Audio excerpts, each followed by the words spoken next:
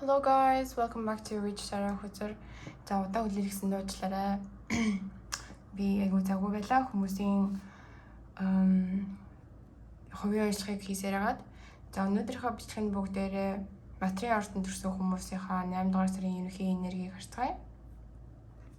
За энэхүү төлөвийг маань үзэхдээ та нарны сарны мандалт болон Венус гаригийн байршлаар үзэж батлан шүү. За өдрийнхөө 3 байгаа тийм би уламжлалт төсөөрөө өдрийнхөө энергийг crystal байгалийн чөлөөгээр зөвлөсөн байгаа. Та бүхэндээ хандуулж хэлэхэд энэ маань ерөнхий төлөв биш учраас хүн болгоны амьдрал таарна гэж байхгүй. Тийм учраас та авах мэдээллийг аваад хаях мэдээллийг хаяараа за. За өнөөдөр мэдээлэл авчирдаг охин зөнгөрөөд минь 97-аас 8 сард материал ортон төрсэн хүмүүсийн маань ерөнхий энергийн чиг хандлага нь ямар харагдаж байгааг хэлж өгчлээ. За би 7 өдөр болгох байгаа. Шинээр сувгт маань subscribe хийж байгаа хүмүүстээ баярлалаа. За 2000 subscribers хүрсэн учраас аль биесаараа амлсан ясаараа би адсан тодруулж тэр адсандаа өнгөө хувийн ажиллагаа хийх байгаа. За page 1 гэдэг хөтөр гарч ирж байна. И залуу энэ танаас нэг залуу энерги байна л да. Тэгээ тэр нь болохоор fire буюу гал махбодтай юуны ордож болох юм байна. Хон арслан тэгээ номын ордны хүн байна. За өдөр авъя. Sorry. За материал ортон төрсэн хүмүүс юм аа. 8 дугаар сарын ерөнхий төлөв байдлыг хэлж өгч таслаа. Knight of Pentacles гинэ. Энэ хүн танд ер нь бол жоохон тийм юу байна. Attractive таныг айгу дур булаам гэж хардаг. Тэгээд танд ингээд ер нь бол тогтвортой байдал, тогтвортой амьдрал санхүүгээрээ ч юм уу тэгээд сэтгэл санаагаараа ч юм уу ер нь дэмжээ таныг ингээд хамт тэм амьдралыг хамтдаа бүтээцгээ хийж явах шиг байх юм. Тэгсэн мөртлөө таныг жоохон хардах маягийн байгаад гэдэм үү. Энэ одоо Nine of Cups таашаа харсан. За тэгэхээр 4 өдөр авъя. Мэдээлэл авчирч байгаа охин хүмүүстээ маш их баярлалаа. Материал ортныхны маань 8 дугаар сарын ерөнхий төлөв байдлыг хэлж өгөөч.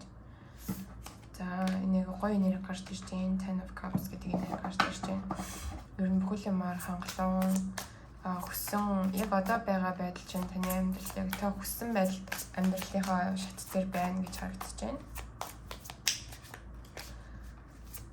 За тэгээд жоохон блок гэж байгаа мó энергийн хувьд блок байгаа мó эсвэл нөгөө нэг чакрануудаар блоклогдсон байж магадгүй. Эсвэл санхүү дээрээ жоохон ингэж үрэлгэн хандахыг хүсэхгүй байж магадгүй л дээ. Мөнгөө хэмнэх гээд тэгээд Six of Wands гарч ирж байна. Ямар нэгэн шин мэдээ хүссэн мэдээч амьдрал руу орж ирж байгаа мó. Тэгэхээр та хэн нэгнээс дуудлага хүсэж байгаа мó, мессежийг хүсэж байгаа мó, эсвэл ямар нэгэн албан газар руу хөдөлгөөн явуулсан чинь тэгээд тэдрээсээ хариу хүсэж байгаа мó. За дахиад нэг өдөр авъя. Мэдээлэл авчирч аваад маш их хэлэлээ бүгдээ. Олноороо унсан бол гарахгүй байгаа шүү. За дахиад нэг өдөр бэлгэлээч. Материал ортныхны 8 дугаар сарын ерөнхий төлөв байдал. За нэг л юм дээр танд ингээд юу мэдээлэл ирж байна. Яг та хүссэн юмаа мэдэх цаг чинь хурж иржээ гэж байна. За тэр нь яг юуны тал дээр мэдээлэл асуудгаа бүгдээрээ. Please clarify King of Swords буюу сэлэмний хаан гэдэг хөзрийг тодорхойлж өгөөч. Энэ нь яг юуны тал дээр хүссэн мэдээлэл авах гэдэг юм бол за маш их ядарсан энерги харагдаж байна. Ажлаасаа болоод стресстэй. Тэгээд ажлаасаа бас уйдчихсан. Одоо хийж байгаа ажлаасаа жоохон уйдчихсан байж магадгүй. Тэгээд таны тэр одоо бодож байгаа сэтгэлдээ бодож байгаа юм ямар ч байсан талгад тусарч орж ирж байгаа хүн энэ төлгийг одоо үзээд талгад тусарч хүн орж ирж байгаа бол тэр хүн маань одоо хурамч хүн гэж ах юм false person. Хурамч хүн гэхээр тэр хүн нь тантай харьцахтаа ингээд маск зүүжээж магадгүй мэн л та. Нэг гэсэндээ яг өөрийнхөө үнэн царайг харуулахгүй. Яг уу жишээлх юм бол тэр маань юу гэсэн үг вэ гэхээр заавал ингээд хуурах гат ч юм уу те тэгээд ах шаардлага байхгүй. Муу нэрийг биш зүгээр л тухайн хүн маань жишээлх юм бол танд хайртай бол хайртай гэдгээ нуудаж байгаа юм уу те эсвэл ямар нэг юм ингээд нуугаад тантай яг үнэн чин сэтгэлээсээ хандахгүй байна гэж гарч ирж байна. Гэхдээ та тэр тал дээр бол юу сонсон? Мэдээлэл сонсон. Эсвэл King of Swords маань таны амьдралд байгаа хүнийг бэлэгдэж магадгүй. Тэр нь болохоор юу агарын махбодтой жинлүүр тэгээд юу байж болох юм бэ? Жинлүүр ихээр нөгөөх нь болохоор хомх бомбын орчны хүмүүсийг бас бэлэгддэг байгаа. За тэгэнгүүт чинь unexpected income гинэ. Ерөөсөө хүсэн хүлээж байгаагүй газраас ч юм уу хүсэн хүлээж байгаагүй арга замаар таны амьдралд юу санхүү дээр чинь шинээр ингэж санхүүгийн их үсрэг орж ирж байна. Тэр нь одоо ямар хэлбэрээр илэрч болох вэ гэх юм бол лото хоождог ч юм уу эсвэл шинэ бизнесийн санаа төрөөд тэр бизнес ч улам хөгжин цэцгэлдэг ч юм уу ямар ч байсан unexpected income буюу ертөнцөөс таны зүг ингээд мөнгө таны зүг рүү илгээж ийн гэсэн үг. За тэгээд өөр ямар мэдээ хөө хулгайч гэж гарч ирж байгаа юм. Таны нэг хүнийг хулгайч гэж хард юм уу? Тэгсэн чинь маш баян залуу гинэ.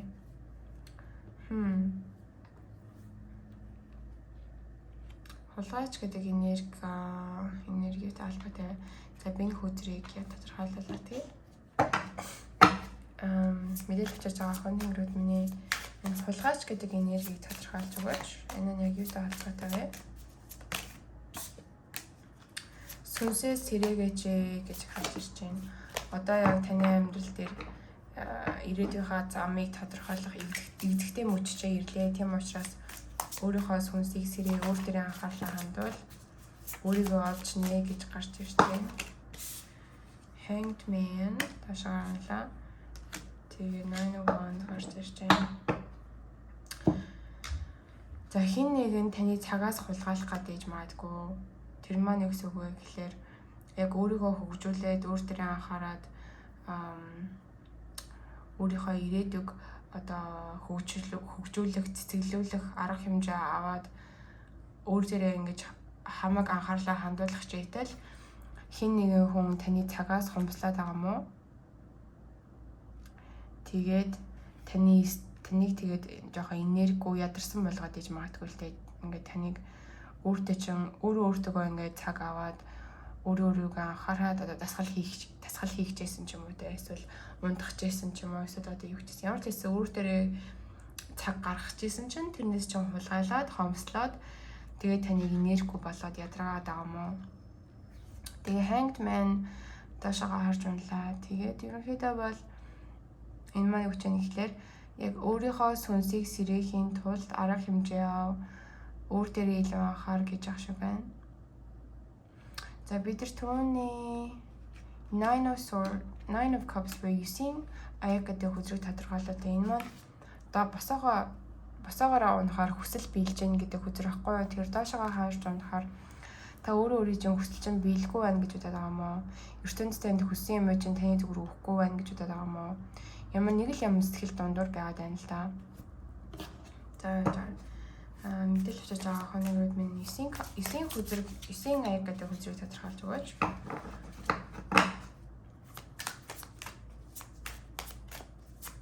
Энэ яг юутай холбоотой вэ? Санхүү дээрээ яг хангалуун бас байгаад байгаа мó, хүсэл нь биелэхгүй байгаад байгаа мó, эсвэл эрүүл мэндийн тал дээр юм уу?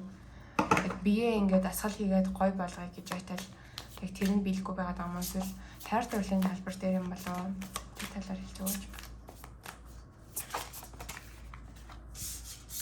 Success гарч ирж байна. Queen of Pentacles гарч ирж байна.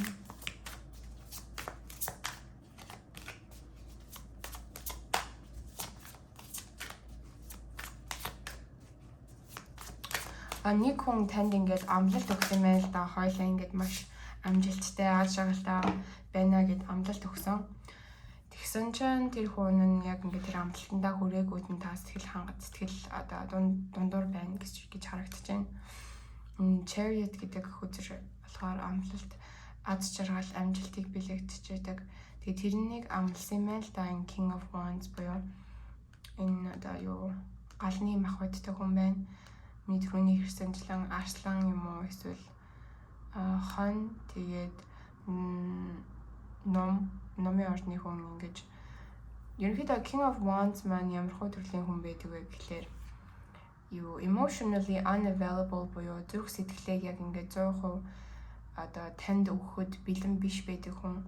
Яг зүрх сэтгэлээрээ бусадтай холбогдохоос жоохон айж имэдэг. Ягаад гэхлээр зүрх сэтгэлээрээ бусадтай холбогдно гэдэг чинь хамгийн нандин хамгийн одоо эмзэг зүйлээрээ холбогдож байна гэсэн үг. Тэгэхээр багтаа ч юм уу урдан ч юм уу ер нь зүрх сэтгэлээсээ холбогдсноос болоод зүрхэн шархалсан тэр айдснаасаа үүдээд дахиж тэр алдаагаа далтахгүй гэж өөртөө амлаад тэнгүүтээ дахиж одоо бусад хүмүүстэй ер нь романтик харилцаан дээрээ зүрх сэтгэлээрээсээ холбогдохоос жоохон имээдэг тэрийг илүү хойшин тавьдаг тийм хүн. Тэгсэн мөрлөө гаднаас нь харахад айгүй нүдэн тулаахан дур булгам. Тэгээд заримдаа яг хөө зүгээр player energy буюу зүгээр нэг хүүхэмсэг нэг хүн хүүхэмсэг эсвэл нөгөө нэг сонирхол нь амархан буурдаг тийм хүн байдаг л да. Гал шиг ингээд сонирхол нь нэг секунд зур асаж мандаж яснаа дараа нь ингээд байхгүй болчдөг. Сонирхол нь ингээд амархан буурчдаг. Ингээд за дараагийнхан гэл ингээд энэ хүний буруу биш л дээ. Анхнаасаа цаанаасаа нөгөө нэг тийм одоо характертай төрсэн хүнийг ялт ажиллаад байдаг. Тэгэхээр бидний амьдрал дээр ер нь бидний сэтгэлийг өвтгсөн ч юм уу бидний хүсснээр асуудалд хандаагүй хүмүүсийг буруутгах шаардлагагүй. Яагаад вэ гэхлээр тэр хүмүүсийн туулж өнгөрсөн амьдрал нь өдийг хүртэл туулж өнгөрсөн амьдрал нь тэр хүмүүсийг тийм зан характертай байлгасан. Тэгэхээр бид нэр тэдний оронд өөрийгөө тавьж үзээд би ч гэсэн тэр хүний амьдрал одоо ижлэгэн хүүхэд нас аав ээж гэр бүлийнхэнтэй тэгээд ижлэгэн амьдралыг туулсан бол өнөөдөр ч гэсэн би тэр хүнтэй адилхан сонголт адилхан одоо зан аран шангаргаад байж ах байсныг үгүйсэхгүй гэж үзээд нэг гэсэндээ одоо бусдын оронд өөрийгөө тавьж үзээд илүү уудмар сэтгэдэг болох юм бол та энэ өөрийг чинь ингэж одоо өөрийг чинь гомдоосон ч юм уу тийм хүмүүсийг уучлж тавьж авах нь илүү амархан байдаг гэж бодох юм бол тэгээд энэ King of Wands маань заримдаа яг зүгээр таны зүрх сэтгэлээр тоглоод тэгэл Монгол үгэндээ хайх гэдэг үг мохоо гэдэг чинь яг үндэ бол бид нэр ямар хог биштэй тий бид нэр хизээж хүнд хаягддаг хүмүүс зүгээр л өөртөө нөгөө яадаг байхгүй юу өөртөө ингэж өөрчлөгддөг хүн болгон өөрчлөгддөг тий тэгэхээр өөрчлөгдснөөс үүдээд өөр дараагийнхаа зам руу явж гин гэсэн үг. Тэрнээс шил бид нэр ингээд хин нэгэнд гологдоод хаягдана гэсэн юм байхгүй яагаад тэгэхээр бидний үнцийн дахин давтагдчихгүй. Тийм учраас та өөртөө анхаарах хэрэгтэй. Өөртөө хандаж хэлэх хэрэгтэй. Одоо миний үнцийн бусад хүмүүсийн намайг яаж хандаснаас тэрнээс бол ерөөсөө хараат биш гэж өөртөө хэлэх хэрэгтэй. Тэгээд би маш үнцэнтэй, маш мундаг хүн гэж өөртөө хэлдэг юм уу те. Нэг хайр дурлалтай холбоотой маш их мэдээлэлүүд гарч ирлээ. Тэгэхээр бүгдээрээ blind spot гэдэг картаасаа буюу 8 сард яг энэ материал ордны хүмүүсийн маань яг юу харахгүй байгааг харуулж өгөөч гэдэг асуулт тавья. Мэдээлэл авчирж байгаа охин тэнгэрүүд минь 8 дугаар сард ер нь материал ордныхын маань яг юу харахгүй байна вэ хэлж өгч туслаач. 30 гэдэг хүзэр бууж байна.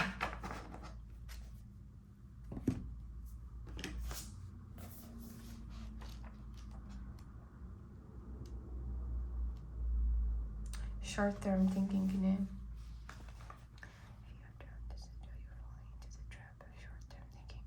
Тэгээ хэрвээ энэ хүзэр унсан бол та яг одоо айгу богино хугацаан дээр үндэслэж өөрийнхөө одоо decision буюу дүгнэлт сонголтыг хийгээд байна гин л дээ. Ер нь бол таны ухаан хархан байна гэж харагдаж байна. Яг том зургийг харахгүй байна. Ингэснээр буцаад та өөрийнхөө сонголтонд гэмших магадaltaй. Тэгээд өөрийгөө буруутгахаас болж өөрийнхөө үн цэнийг өөртөө алдах ч юм уу те. Өөрийнхөө хийсэн сонголтонд дараа нь тэгээд өөрийнхөө нөгөө нэг зүүн савнд итгэхгүй байх тийм уршигтай байдаг. Тийм учраас одоо байгаа амьдралдаа том зургийг харж илүү урт хугацаагаар харж сонголтоо дүгнэлтээ хийх хэрэгтэй гэж энэ карт танд хэлж байна.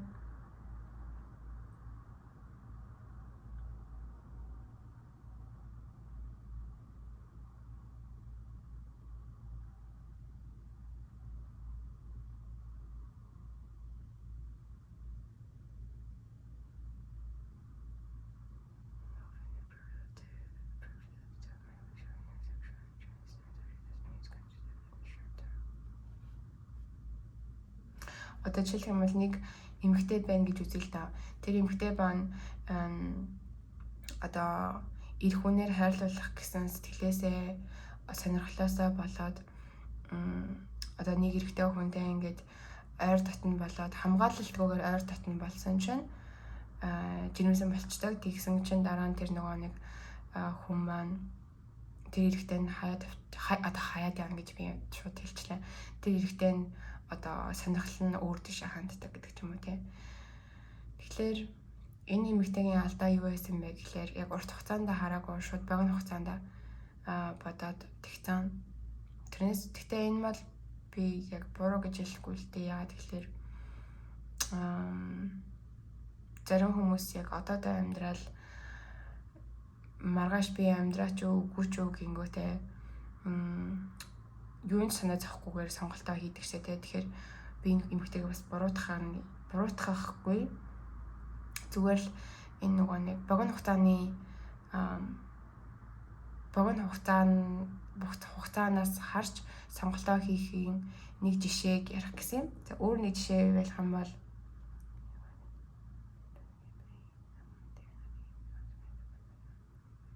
зарим хүмүүс казино дээр очиод одоо яг одоодоо яг тэр мөчөд хурдхан шиг мөнгө аривжуулах гэсэн хүслээсээ болоод хамаг мөнгө алдчих үедээ гэсэн урт хугацааны одоо юугаа штэ сэжүүрээ алдчихдаг. Тэгэнгүүтээ яг богино хугацаанд бодонгуудаа шууд мөнгөө ингэж ясаргаад нэг л мэтгэд мөнгөгүй бүр өрөнд орчихсан байж идэг шүү дээ. Нэг жишээ хандгаад.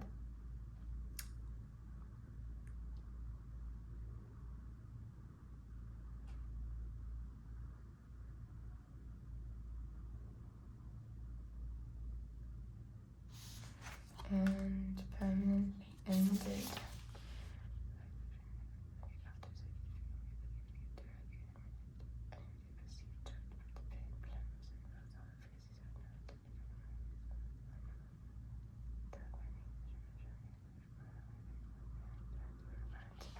Ингэж л да дээр үед Эртний Ром гэдэг улсад Julius Caesar гэдэг нэг одоо хаан гэх юм уу та Caesar маш мундаг генерал байсан шүү дээ тий. Тэр генералыг дотроосоо тэр нөгөө нэг бусад одоо тухайн government буюу тухайн засгийн газрын хүмүүс тэр яг энэ Caesar маань бүгд нэг ганцаархнаа нийлээд ганцаархнаа босоод ингээд монарки өөрийнхөө одоо өөрөө баг хамаг бүгний контрол эзэн болох гээд байна гэж айснаасаа үүдээд нэгсэндээ тэд нэр богино хугацаанаас харж сонголтоо хийсэн. Тэгээд Caesar-ыг бүгдээрээ нийлж хагаад хөнөө төгшөөдөө тэгээд тэгсэн чинь Caesar-ийн nephew буюу нөгөө үеэл дүүн Octavius гарч ирэнгүүтээ юу хуучин нөгөө нэг яг Caesar-ийн одоо оронд контролыг авсан, хүчийг авсан. Тэгтэл нөгөө Caesar-ыг алсан хүмүүсийн айж байсан тэр monarchy буюу одоо ганц хүний иргэшэл дотор хамаг юу явагддаг сонголт одоо юу гэдэг нь засгийн газар явагддаг тийм системийг байгуулчихсан байхгүй юу. Тэгтэл яг тэр хүмүүсийн айж исэн системийн Харин Caesar-ийн үеэл дүнд байгуулчихсан. Caesar өөрөө ямар ч тийм ганцаараа ноёрхох ямар ч тийм бодол байгаагүй. Нэгсэндээ диктатор маягаар Ромыг удирдах гэсэн сонирхол Caesar дөрөөсөө байхгүй байтал тэр Caesar-ийн хамт одоо тухайн үедээ байсан одоо хамт найз нөхөд нь ч юм уу тэ нийлж байгаа Caesar алчсан байдаг. Тэр яг нь тэдний хийсэн одоо алдаач гэх юм уу да. За ямар ч лсэн тэд нар өөрийнхөө short term thinking буюу богино хугацааны цогтноосоо харж үүсэн сонголтоосоо үүдээд өөртөөхөө хүсээгүй үр дагавруудыг авчирчихсан нэг гэсэн доо. За тэгэхээр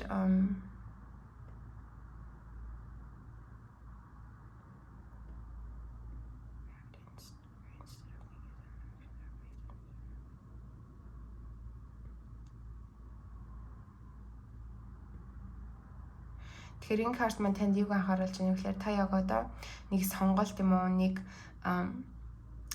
бодит байдал дээр нэг сонголт юм уу нэг дүгнэлт хийх гээд байгаа юм байна л да. Тэгэхээр та тэр дүгнэлт сонголтоо хийхээс өмнө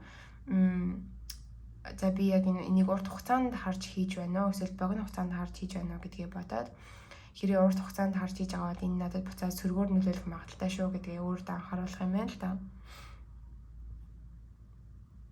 Тэгжин урт хугацааны сонголт урт хугацаанд бодож сонголтоо хийсэн дээр гэж энэ картанд харуулж байна.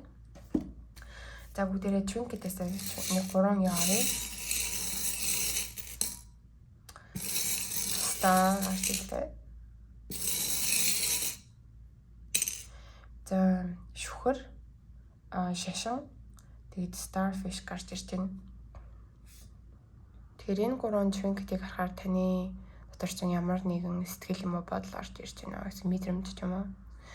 Миний харж байгаагаар starfish буюу нэг од загсан од маань одон загас билээ. Тийм одон загас маань юу бэлэгддэг вэ гэхлээр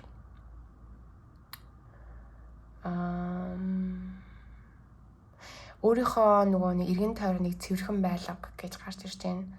Цэвэрхэн байлгахаас гадна айгуу тийм нөгөө нэг юу эмх замраагүй биш гэсэн үг. Яагаад гэвэл нөгөө starfish маань айгуу цэвэрхэн орчинд амьдарч ях туртай байдаг.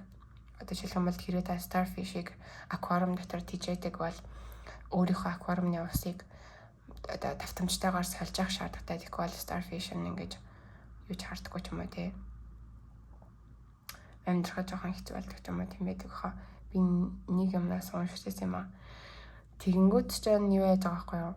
Угаасаа бидний нөгөө нэг эргэн тойрны хүрээлэн бай орчин маань замраагүй байхаар энерги ч гэсэн жоохон замраагүй талдаа харчих гээд бид нэр ингээл нурмаагаал, навсаагаал одоо юу гэдэг нь ямар ч үр бүтээлчгүй болдог. Гэхдээ яг хаяа үр бүтээлчгүй байх нь кафе байдаг шүү дээ.